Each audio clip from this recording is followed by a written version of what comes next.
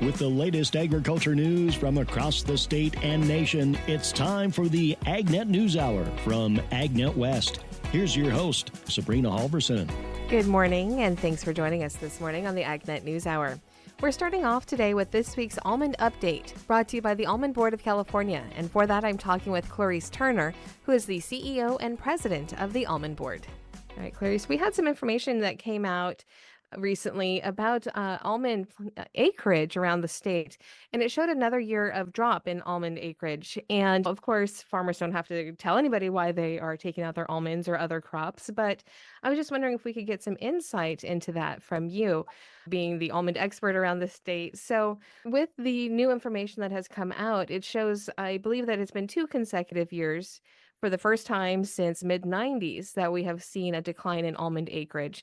Any idea what kind of factors may be driving this? Sure. Actually, it's 3 straight years now that we've seen decreases in acreage. And this last year, I'm sure that you saw that it was down about 40,000 acres. So we're down to 1.52. And that was, let's see, removals we think were 67,000 acres, and this past year with 83,000 the year before and 60,000 ish the year before that. What I can tell you is that, because every grower makes their own decisions for a variety of reasons, right? But what I can tell you is that growers have faced a number of challenges, and they still do, actually, including high interest rates and then lower than optimal almond prices, and then high costs of everything. Inflation has really hit hard with energy and supplies that it takes to grow almonds. So not unlike many other agricultural crops in the state of California, but it's really hard to be a farmer right now. Yeah, and you're right. That's the same throughout all of our crops with everything that California farmers are facing. Looking into the future here, what does this type of drop in acreage for almonds mean for the almond industry? It's ebbed and flowed over the years. Since 1995, obviously, it's been more people adding almond acreage, but it ebbs and flows, and almonds are a commodity and they do reach an equilibrium. And so sometimes you've got to get supply and demand in balance. And so we're probably approaching that at some point in time. And then things will stabilize for a while. If you look at any other commodity crop that doesn't have significant foreign competition, you see the same thing. Grapes are facing the same thing also. I have a great affiliation to the wine industry, and it's even more severe in the wine industry, unfortunately. But we will reach equilibrium, and then things settle out for a while. And that's the goal, isn't it? To reach that equilibrium, like you're saying. It would be nice. Oversupply is never good, and undersupply is never good either.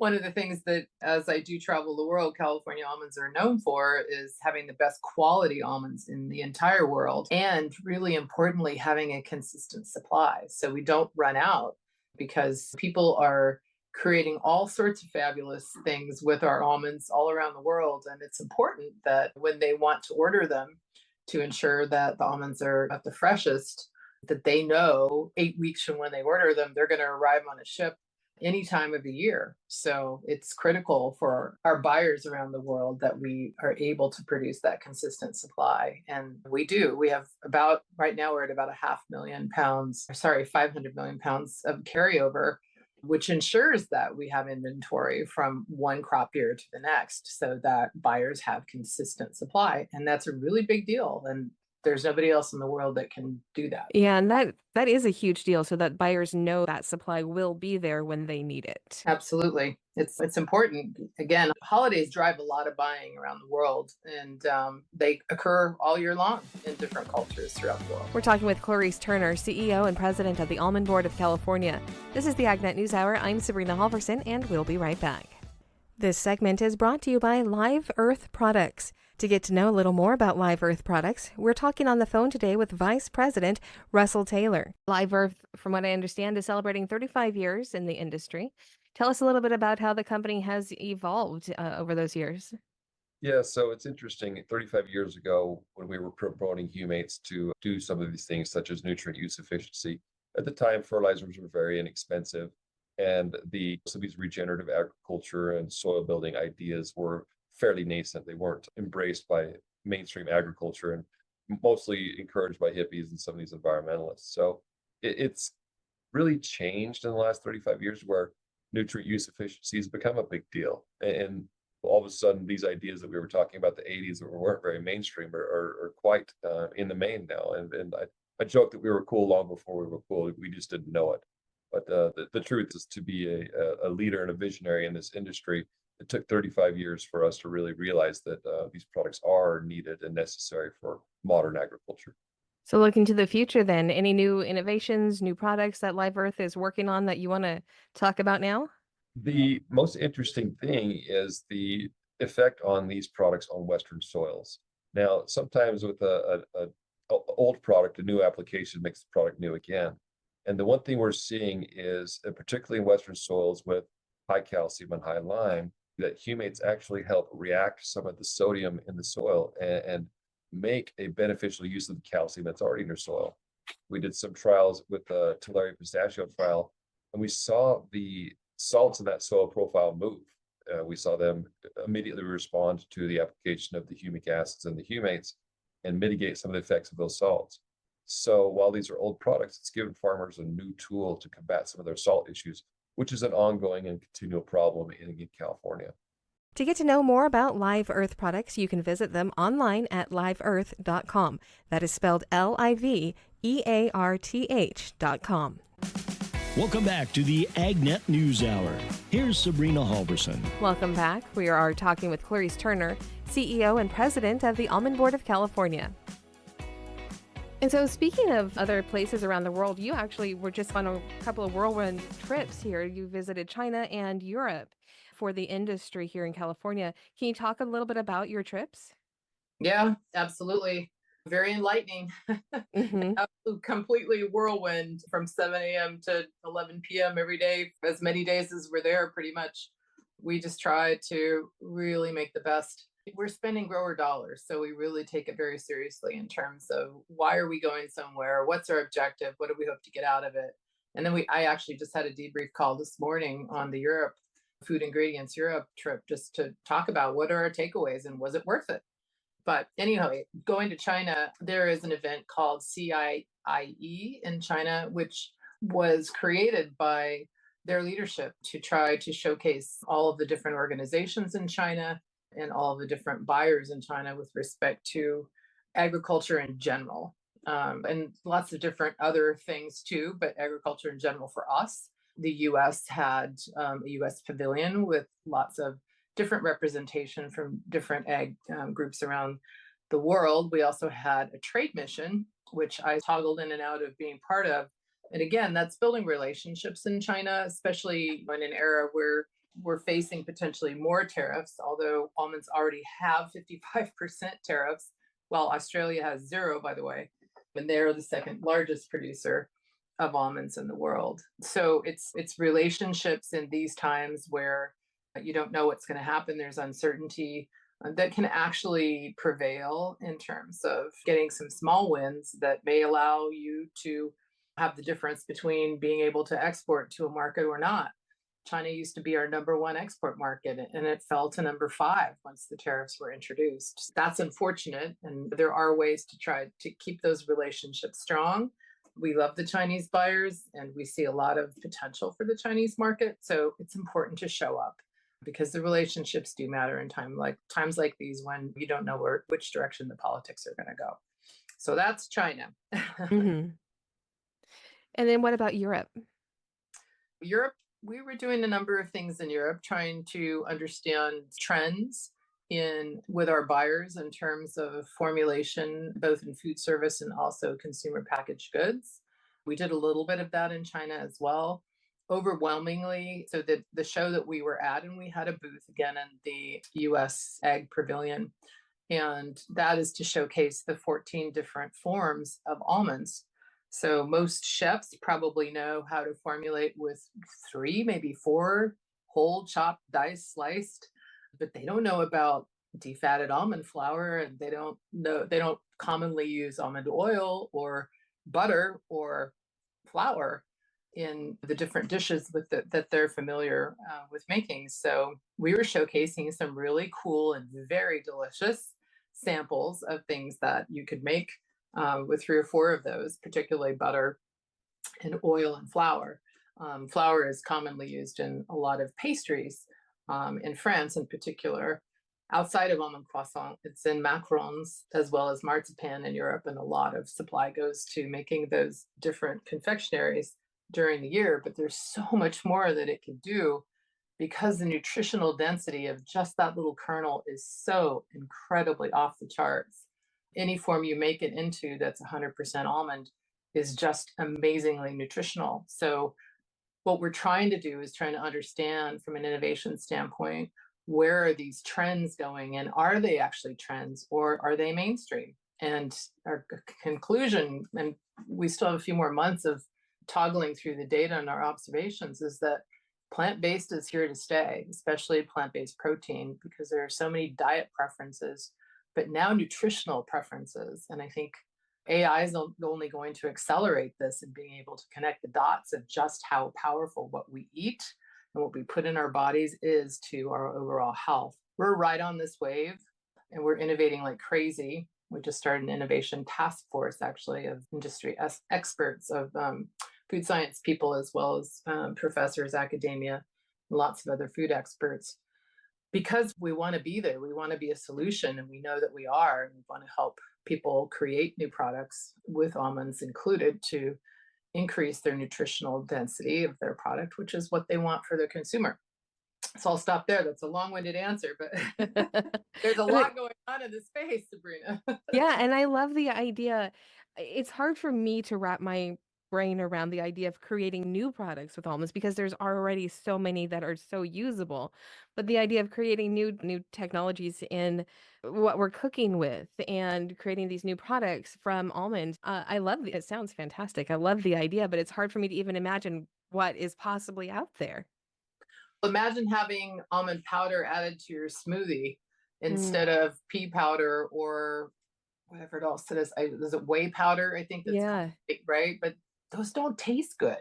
Right. So, put almonds in there, and then all of a sudden you don't have to put any kind of sugar to make it taste good. You can just drink it the way it is. We see lots of different applications, particularly around butter, because it's so easy to add it. And it's already ground for you, and it's 100%. It's very easy to add it. The other thing is that we are a zero waste crop, and not a lot of crops can say that, because there's 4 crops for every drop of water. We're growing 4 crops, and every single one of them goes somewhere, whether it's to animal feed or it's to animal bedding or it's somewhere. Like, we don't waste a thing. And that's the other piece from an environmental standpoint, is in combination with the nutritional density, the environmental story is actually very good. Despite what's been out there historically about water, almonds don't take more water than any other tree nut. We're all about the same because it's a dense protein that you're growing, and they all are about the same. That environmental story of the zero waste is very important. And again, not a lot of people can say that, but I know that's important to consumers too. So we're trying to make sure that we've got a balanced message out there. And then just speaking of messaging, as we wrap up, heading into the holiday season here, just any last thought for our state's almond growers? They are resilient and they are full of grit and wisdom. I will tell you, as we celebrate, we're hosting the Almond Conference in Sacramento at the Convention Center the 10th through the 12th of December. And during the conference, we are celebrating the 170th year of almonds being a commercial crop in the state of California, which is remarkable. I joke with the growers because I said in the 1860s, if someone sold their crop for too low a price, they'd shoot each other. So, guys, we've come a long way. It was the Wild West after all, but Right. it is the grit and the resourcefulness that's gotten them through all these years, and they just keep reinventing. They still continue to strive to improve farming practices, and it's amazing. It really is a wonderful industry full of a lot of very hardworking people that are super resilient. That was Clarice Turner, CEO and President of the Almond Board of California. I'm Sabrina Halverson. This is the AgNet News Hour, and we'll be back in just a moment. Welcome back to the AgNet News Hour. Here's Sabrina For Halverson. this segment, for this holiday show, we are revisiting an interview that we first aired last Friday. This is Sherry Brennan, and she is from Sonora, California. She is a cattle rancher there, and we discussed how cattle grazing can help prevent and lessen California wildfires. Here is that interview. All right, Sherry. So you recently testified about the use of grazing to help prevent and lessen wildfires. And this is such an important conversation for California, obviously, because of our wildfire season that we have every year, and it seems to just be getting worse and worse. Can you tell me a little bit about what it was like testifying? Yeah, I really appreciated the opportunity to be here in DC and appreciate that the Congress is looking at some of these solutions because it's just so critical. We have a crisis in California around wildfire. And so just to be here and have the chance to speak on this, it was a great experience. So you talked a little bit about the impact of the 2013 rim fire, which was in Tuolumne County. Can you tell us a little bit about that for those of us who haven't heard the hearing? Tell us a little bit about what you said and also share some of your thoughts on that fire. So the rim fire broke many records, and it was one of the first really large landscape fires where we saw a change in fire dynamic. And by that, we had a much higher percentage of high severity burn in that fire due to the excessive fuel loads on the landscape. When you see those high severity burns, they completely alter the ecosystem. So in many areas on that fire, we went from what was a mixed conifer forest to a brush field. I'd call it oak woodlands, but a large percentage of that didn't really even reforest in oaks. It just came back in very dense brush. And we saw huge impacts from air quality, issues within the county. Schools were closed. Tuolumne County depends on recreation income. We're the north entrance to Yosemite National Park, and our tourism industry was devastated. We are the watershed for the Stanislaus Forest is the watershed for virtually the entire Bay Area. In particular, we have the city and county of San Francisco that was in the burn zone, and their system, they're still suffering the aftermath of siltation, log jams. We have pictures of acres of logs now that are in some of these reservoirs. And I'd say that it's not just the Hetchy system, but we have MID, TID. Those are all important reservoirs that are the water for what is the breadbasket for America. If we look at that Central Valley, say from between Merced County and Stockton, going from east to west. So the watershed is incredibly important, and it had just major impacts to air quality that were felt for literally hundreds of miles away. And then it was devastating for our local economy. That doesn't mention, and I didn't mention because often we concentrate on what are our immediate losses to the individual ranchers. And that was really the piece I was here to speak on. But going beyond what was the devastation for a couple of ranching families that were within the rimfire perimeter, there were just the effects and the losses were much more impactful, devastating to a much larger community. And you also in your testimony, you highlighted that targeted grazing can significantly reduce these fine fuels. So how would you see implementing the process or that practice more widely across high-risk areas that we have in California? Targeted grazing is really just a variation on either the density, number of animals, the duration, the time that they're out there. And very specifically, I'd say that we have some immediate places where we could implement it without a lot of additional analysis. We graze to what are a set of standards and guides on our allotments. And so take the post-fire scenario where you have 40% utilization. When the cattle are held off, for example, with the rim fire, we went out with partial numbers the first year after, and then we were back to full numbers by the second year. But I would argue that we should have been going in with double the numbers at that point, because the cattle will help control the brush. They will help consume some of those fine fuels, and we could have done it and still stayed under the standards and guides that are for allowable use. As it was going in with only the allotment numbers, we were way behind. And so by year 4, 5, 6, the brush now has become so dense that the next fire is going to be more catastrophic than what the rim fire was, just because of the sheer fuel load. And we also are not doing anything to benefit the pieces that standards and guides are there for, i.e., individual species protection, browse standards, where those are in place to meet certain thresholds. And we're basically having an adverse impact on all of those because we're not managing for that high density. Kind of a simple way to put it, and this is probably oversimplifying just that last point that you made, though, that a lot of these rules were put in there to protect native species or endangered species of plants. But since we're not taking care of the land and preventing these wildfires, we're actually wiping out many more acres of it through these wildfires that could have been somewhat prevented or made less impactful through grazing. Absolutely.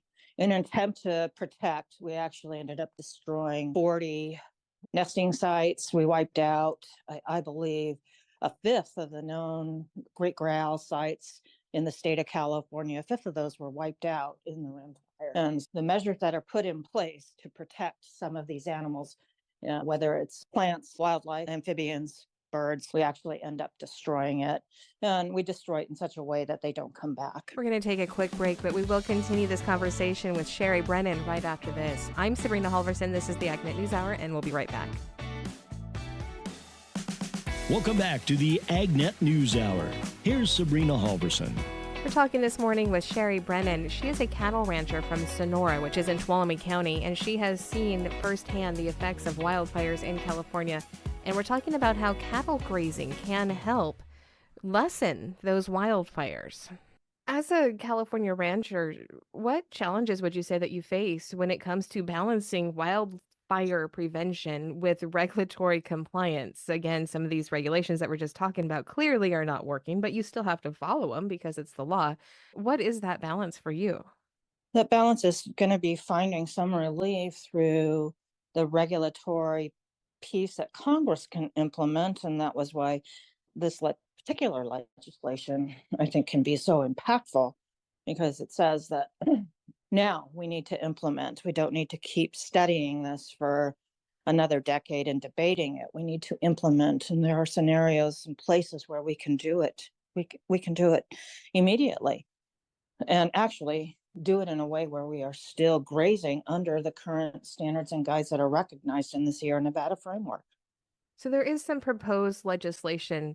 Do you think that this legislation would be effective in addressing the challenges? I think it's a good starting place.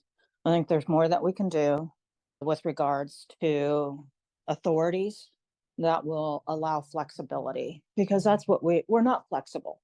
We are set to, we graze within a certain season, within a certain number. And that doesn't allow for flexibility when conditions are changing, i.e. drought, more rain, fire. There are so many variables. And so this is a great start, but we need to find a way to be more nimble and more flexible to address the challenges that are in the future. So you've testified, you've had that experience, you've got to interact with these lawmakers. What role do you think ranchers like yourself can play in helping to shape public land policies to improve fire resilience and land management? So you guys, with the ones who are actually out there working the land, what role can you play with legislation? That's a great question, because you hit it. We are the ones that are out there. We have, in many cases, there's generational knowledge about how these landscapes react to certain prescriptions, certain treatments. And so I think that ranchers need to be at the table. Their experiences, their direction is fundamentally so important in how we're going to get success around this. And that's what some of the organizations that we have, it's like PLC and NCBA, our state cattlemen's associations, are really front and center in trying to have the ranchers with a seat at the table as we go forward in looking at what are the best ways that we can provide some flexibility. And because especially in cattle ranching, it's the investment is, they're there needs to be some assurances over time, because it is a very asset intensive endeavor. You can't just go out and buy a dozen cows to put someplace and then put them on the shelf. You need to have some feed assurances over time. You need to have feed capacity on the seasons where they're not on the grazing allotments. And so to build those numbers that we would like to see out there, you need some real assurances that there's some time that allows for these operations to get the job done. Because it's not like you can go and buy 100 cows and then be turning them around every 6 months. That's not realistic. Ranching doesn't work that way. It doesn't work that way. Looking back at the rim fire that we started the conversation on and the community recovery process after that fire, how important is collaboration between ranchers, policymakers, and even environmental groups, which might seem like some crazy utopian dream, but still, in combining these groups together in preventing these future catastrophic wildfires? Is it even possible to get these three groups to be able to work together? I believe it is, and I believe we have a good example of that on the Stanislaus Forest. YSS, which was the 70 Stanislaus Solutions Collaborative, was in existence prior to the rim fire, but the rim fire really bolstered the necessity for all of these groups to actually sit at the table in a really meaningful way, and put some of their personal biases aside and work towards getting some restoration done. And I will say that they were successful in doing that. They started with a project called Cyril 1.0, which was the social and ecological restoration across the landscape. And then they just finished a EIS. I believe it was just north of 100,000 acres, which is really unheard of within the agency, that deploys a variety of treatments. Unfortunately, grazing was one of the pieces. It was in the draft, and then it was taken out in the final piece because it was still one of those spots that was, I think the reality is probably too controversial still. And so they didn't want to stop the forward progress that they had made, if you will, on using some of the other treatments, some timber harvest, some hand thinning, some fire. So I am hopeful that I've been told that we're going to revisit this. I am very hopeful that we are going to, and that the agency is really going to look at cattle grazing as a tool, and probably one of the most holistic tools that we have in the toolkit, to either follow behind some of these treatments, do some restoration work, use it in post-fire scenarios, and just really begin to do it in a meaningful way. So I am hopeful. All right. And you said it is a very holistic approach. It's a very natural approach to have the cattle out there taking care of some of that fire fuel. Um, there's still a lot of minds that need to be changed on this. Do you think we're making progress?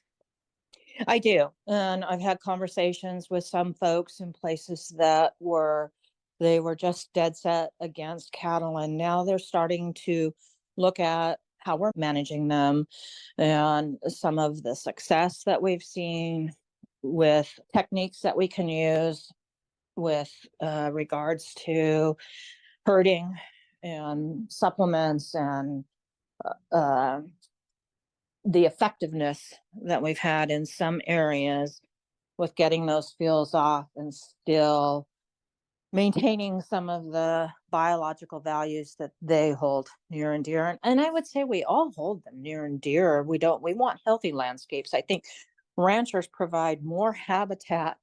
It's that for different species. We see a lot of these same species on our winter ranches. And so I don't know that it's an either or. I think it's just a recognition of the value that ranchers play in this entire system.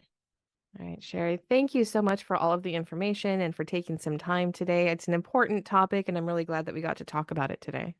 Yeah, and I appreciate you carrying the message. This is the AgNet News Hour. I'm Sabrina Halverson. We'll be Welcome back in just to a the moment. AgNet News Hour. Here's Sabrina Halverson. For this segment, we go to Chuck Zimmerman. At the NAFB Trade Talk, I'm visiting with Ethan Lane with the NCBA. And Ethan, we're just coming through an election process, probably like we've never seen before.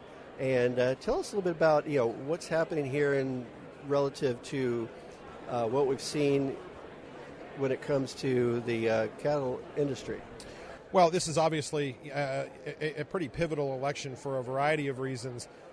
That popular vote total, first time in more than 2 decades that a Republican candidate won the popular vote, brings along with it, the defeat of ballot propositions that were really harmful all across the country. The CAFO ban in Sonoma County, the slaughterhouse ban in Denver, the mountain lion hunting ban in Colorado. There was some really wacky stuff out there, and across the board, whether it be representatives that are friendly to the cattle industry, whether it be a president that we've worked with before, whether it be the defeat of radical animal rights action around the country, a tremendous election cycle. And I think now eyes turn to what can be done with this in this new administration, what can they do and how quickly to dispose of 4 years of the Biden administration's weird obsession with blaming grocery store prices on cattle producers, having meeting after meeting after meeting at the White House, trying to find someone to point fingers at, on any of these issues.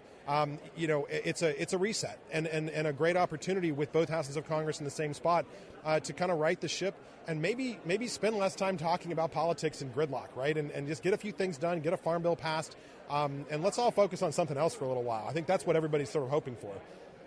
Yeah, I think there were still people not too long ago still thinking we could somehow push through a farm bill. I'm like, really?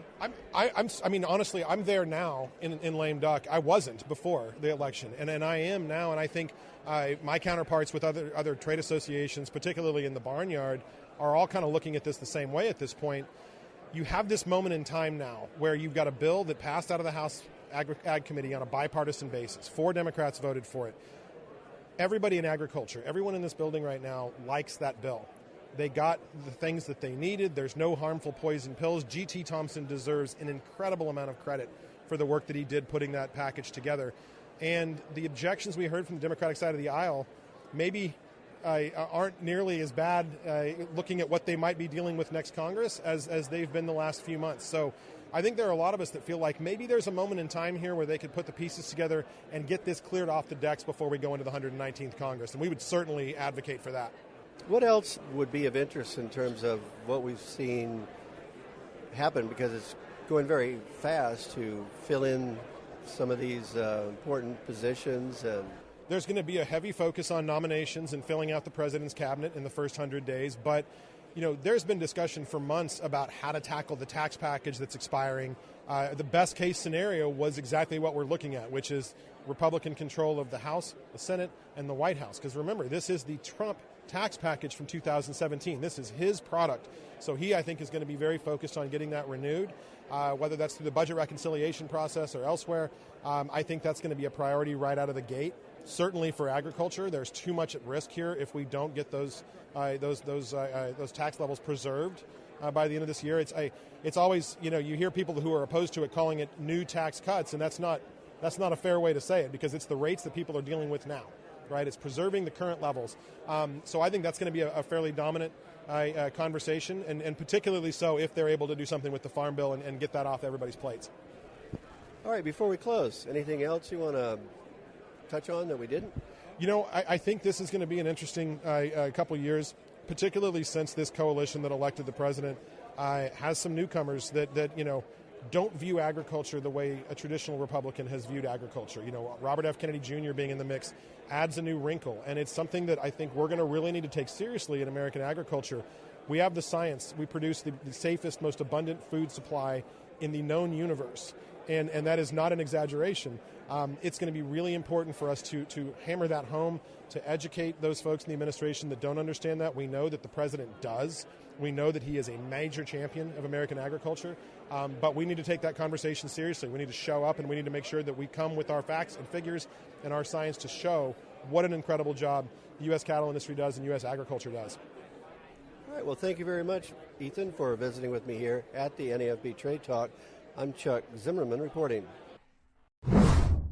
At the NAFB Trade Talk, I'm visiting with Donnell Rehagen. And Don, first of all, tell me a little bit about clean fuels and the conference that you've got coming up. Yeah, we have our annual conference coming up January 20th to 23rd in San Diego, California. We always enjoy taking our show out to California. California is our single largest market for our fuels, and so we're going to be happy to be there. And we bring the industry together that time of the year, and it lets them put deals together, talk about the issues. We do a good job educating folks on what's happening and kind of kick the year off. So we're excited about it. So registration's open, right? Registrations are open. You can go to cleanfuelsconference.org, and registrations are open. Hotel blocks are open. So, go there now. We'd love to see you in San Diego. Well, tell us a little bit about some of the sessions and maybe keynotes that you know of that are already booked. Yeah, we have a number of breakout sessions, kind of education specific to things like technical improvements that are being made either to the fuels, engine technology. Diesel engines are changing here in a couple of years. We're going to be talking about that. A couple of our keynotes that we're really happy to have. We have the CEO of Union Pacific is going to be speaking to our group. We see the rail industry as being a large emerging market for our fuels, and she's going to be there to talk about Union Pacific's role there. We're also going to have the top executive from CARB will be visiting with us, which is very timely considering everything that's been going on in California with the LCFS. So we're excited about the lineup we have. How about as far as the attendance on this? How's that been doing? Well, we've been growing a little bit again over the last several years. Our industry has grown. We're now a 5 billion gallon a year industry. We've doubled in size in the last 4 years. And so we're starting to see an uptick in registrations and people that are coming in a little bit new to the industry again, and that's fun for us, to see that. So we're expecting to have probably about 1,000 people gather in San Diego. Do you have some slots still where you have some speakers that maybe just haven't been set up or announced yet? Yeah, on our conference website, again, cleanfuelsconference.org, we have the full lineup. We have almost all of our sessions set up. Our speakers are selected. You'll be able to go there and see who we put together on each of those sessions and those educational opportunities. We'll hope for some great weather, because it usually is when we've been in San Diego. I can't think of a time when it hasn't been. But we'll look forward to that. So that's the Clean Fuels Alliance America and their conference, which will be taking place soon. Here from the NAFB Trade Talk, I'm Chuck Zimmerman. This is the AgNet News Hour. We'll be back in just a moment.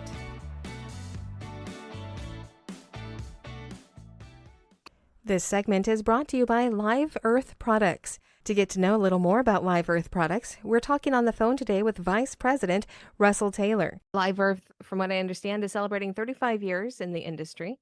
Tell us a little bit about how the company has evolved over those years.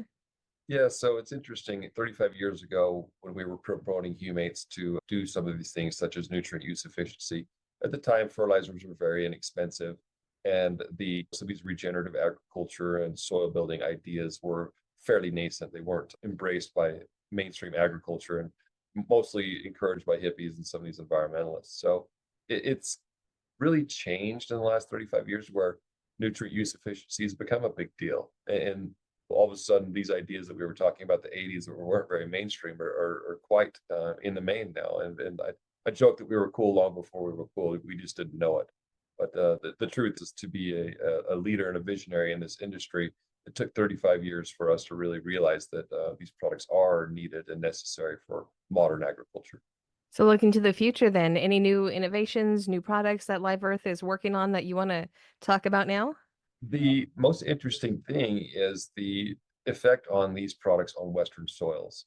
Now, sometimes with an old product, a new application makes the product new again. And the one thing we're seeing is, particularly in Western soils with high calcium and high lime, that humates actually help react some of the sodium in the soil and make a beneficial use of the calcium that's already in your soil. We did some trials with the Tulare pistachio trial, and we saw the salts in that soil profile move. We saw them immediately respond to the application of the humic acids and the humates and mitigate some of the effects of those salts. So while these are old products, it's given farmers a new tool to combat some of their salt issues, which is an ongoing and continual problem in California. To get to know more about Live Earth products, you can visit them online at liveearth.com. That is spelled LIVEARTH.com. Welcome back to the AgNet News Hour. Here's Sabrina Halverson. We are wrapping up the day today with some ag news. The Western Agricultural Processors Association reports that last week, Chris McLaughlin, the association's Director of Technical Services, addressed the San Joaquin Valley Air Pollution Control District's annual study session. The meeting brings together stakeholders to discuss air quality regulations and strategies. During a press conference, McLaughlin emphasized the importance of programs like the Tractor Trade-In Initiative, which supports farmers in replacing older equipment with cleaner alternatives. He also spoke about the challenges facing agriculture, including low commodity prices, difficult export markets, and increasingly strict restrictions. Despite these hurdles, he highlighted the industry's commitment to reducing emissions. During the session, the Air Resources Board and EPA Region 9 acknowledged the Valley's success in meeting air quality standards. They credited the agricultural sector for its rapid adoption of cleaner technology, which exceeded emission reduction goals ahead of schedule. Holiday shoppers are likely to find the lowest prices in years for turkeys. Gary Crawford has more. And now, to introduce the subject of today's story, a classic film director known far and especially wide. Everybody knows him. What was your name again? My name is Alfred Hitchcock. Oh, yes. And I would like to tell you about the birds and their age-long relationship with man. Oh, goody. I suspect you never realized that if it weren't for birds, even some of our pastimes would suffer noticeably. Duck hunting, for example, and the turkey is traditionally our guest of honor at Thanksgiving. Ah, yes, now we're getting to the subject of the Thanksgiving turkey. Now, I realize it seems a bit early to start reporting about the cost of that turkey, but everybody else is doing it, so let's gobble up this opportunity. And actually, when it comes to what we shoppers can expect to pay for that Thanksgiving turkey, people who are shopping for turkeys for their holidays are likely going to see some good deals out there. That's Agriculture Department economist Mike McConnell, and when he says good deals, he's not exaggerating. Yeah, I think the main thing to note about turkey prices this year is at the wholesale level, we've seen dramatically lower prices in 2024 compared to what we were seeing in 2023 and 2022. And here's a prime example of that. The representative USDA hen price that we use for the month of October was actually 17% lower than it was in 2023. And October is often when many supermarkets are stocking up, buying their turkeys from wholesalers to sell during the holidays. And as we heard earlier, supermarkets have been paying a lot less for those turkeys. In 2024, we're forecasting the average hen price to be 94 cents per pound. That's in comparison to last year where we had an average of $1.40 per pound. So, a pretty stark decline. McConnell says it's been a bit of a stark time for the folks who raise the turkeys, too. Back in 2022, when prices for turkey and almost everything else peaked at very high levels, consumer demand for turkey slowed down, causing a buildup of turkey supplies and a reduction in prices. Meanwhile, consumer demand has remained fairly weak, and producers have been cutting production to match. So in 2024, the USDA forecasts that turkey production will be 5.1 billion pounds. That's in comparison to 2023 when we saw about 5.5 billion pounds of production. So that means we're expecting turkey production to be about 6% lower than it was in 2023. But supplies of turkeys in cold storage continue to be large, causing prices to fall at wholesale and retail. Mike McConnell's been scanning hundreds and hundreds of supermarket sale ads across the country featuring turkeys. Looks like the level of features for turkeys is much higher this year in 2024 compared to last year. More stores are putting more turkeys on sale, offering more discounts on those birds. Meanwhile, at the McConnell home, they are doing what they can to help turkey producers. We have a pretty big family meal, so we actually have multiple turkeys that go in front of our family. Multiple turkeys, wow. This is Gary Crawford reporting for the U.S. Department of Agriculture. That's our show for today. Now, coming up Monday, December 2nd, we have a brand new show with a big announcement, so make sure you tune in. I'm Sabrina Halverson. Thanks for listening. To get more information on the topics you heard today, visit AgNet West at agnetwest.com. You can also stay connected by following us on our social media at AgNet West on Facebook, Instagram, and X. Also look for Sabrina Halverson on Facebook, and be sure to subscribe to our podcast by searching for AgNet West on your podcast app. Thank you for listening to the AgNet News Hour from AgNet West. AgNet West Radio Network, your primary choice for agriculture news.